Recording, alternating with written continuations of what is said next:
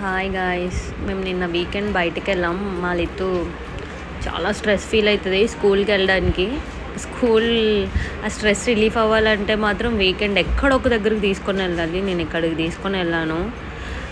Fun factory VSC అని ఇక్కడ ఉంది అక్కేపాలెం దగ్గర, విశ్వనాథ్ స్పోర్ట్స్ స్టూడియోలో వెళ్ళాము. ఫుల్ ఎంజాయ్ చేసింది పాప. ఫుల్ ఎంజాయ్ చేస్తుంది. మండే స్కూల్కి వెళ్ళినప్పుడు ఏడుస్తుంది. ఏందో మా పాప.